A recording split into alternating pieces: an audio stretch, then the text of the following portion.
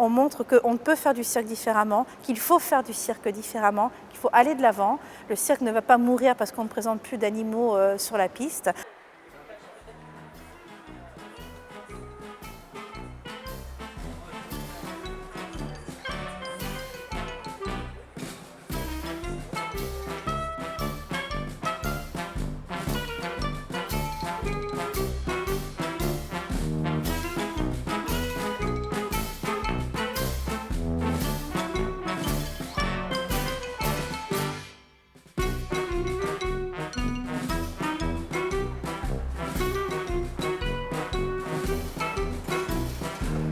Nous étions profondément contre la chasse, la pêche, enfin toutes ces formes d'exploitation animale et nous-mêmes étions dompteurs. Donc on a eu une vraie réflexion par rapport à ça.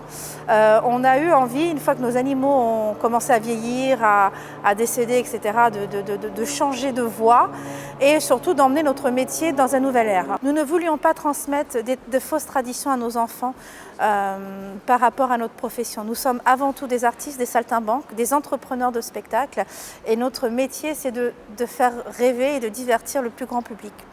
Et l'équation des animaux pose vraiment problème à la nouvelle génération, pose problème à la planète, pose énormément de problèmes éthiques. Et on a décidé là d'avoir des écrans et des hologrammes qui vont représenter des univers différents, magiques et surtout des animaux. Donc pas des animaux emblématiques du monde du cirque, mais des animaux emblématiques de la déforestation, du réchauffement climatique, donc des ours, des animaux marins, des animaux d'Afrique, etc. Je veux pas qu'il y ait ça. Parce que ça se voit, c'est vraiment très très moche. C'est ce qu'on appelle un tulle holographique, c'est sur ce support-là que les hologrammes sont projetés. La particularité de ça, c'est que selon l'éclairage, donc là on le voit bien, selon l'éclairage, il est complètement transparent.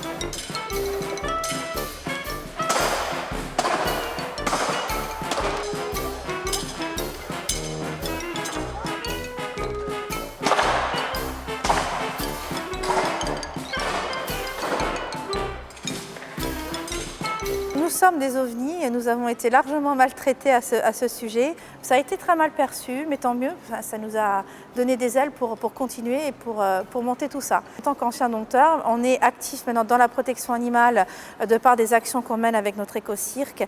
Et donc on est quelque part dans une continuité de travail avec les animaux, mais tout simplement différemment.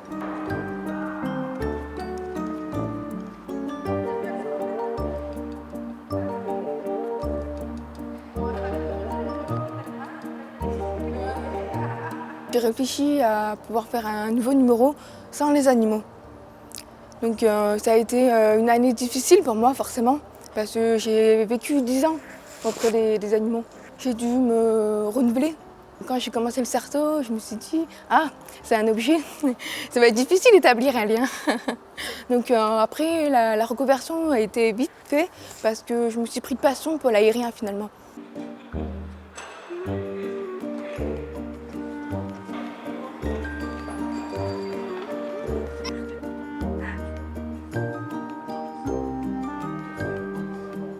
Mon rôle au sein de l'éco-cirque Bouglione est d'intégrer des contenus vidéo dynamiques dans la narration du spectacle.